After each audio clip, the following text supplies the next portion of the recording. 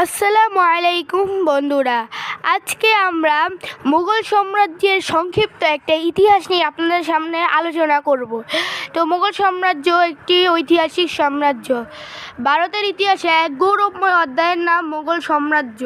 1526 সালে পানিপথের প্রথম যুদ্ধে বাবর দিল্লির সুলতান ইব্রাহিম লোদিকে পরাজিত করে ভারতীয় উপমহাদেশে মুঘল সাম্রাজ্যের সূচনা করেন।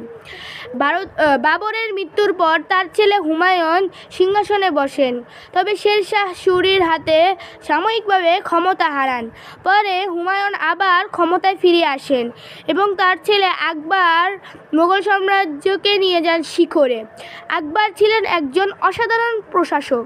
তিনি হিন্দু মুসলিম ঐক্যের পক্ষে কাজ করেন।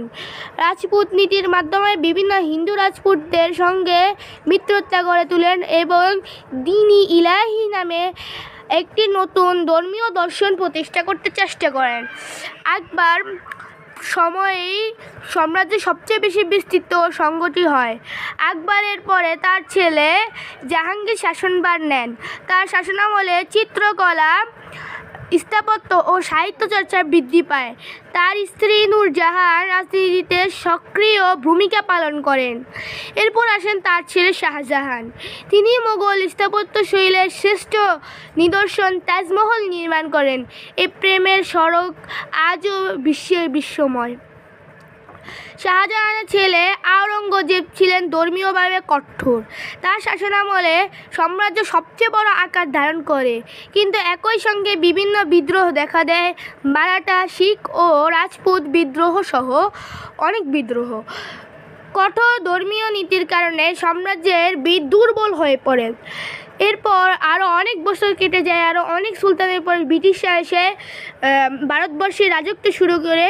এরপর সর্বশেষ মুঘল সম্রাট বাহাদুর শাহ জাফরের শাসনামলে 1857 সালে সিপাহী বিদ্রোহ গড়ে তোলেন মঙ্গল পাণ্ডে। বিদ্রোহে ব্যর্থ হলে ব্রিটিশরা তাকে নির্বাসনে পাঠায় এবং মুঘল সাম্রাজ্যের অবসান ঘটায়।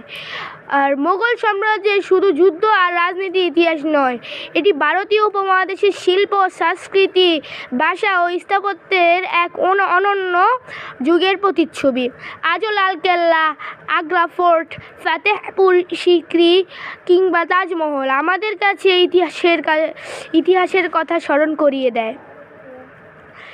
ইতিহাস ভালো লাগলে ভিডিও লাইক করে দিন, চ্যানেল সাবস্ক্রাইব করে দিন, আর কমেন্টে জানান মোগলদের কোনো দিকটা আপনার কাছে বেশি ভালো লেগেছে। দেখা হবে পরবর্তী ভিডিওতে। আসসালামু আলাইকুম, আল্লাহ হাফেজ।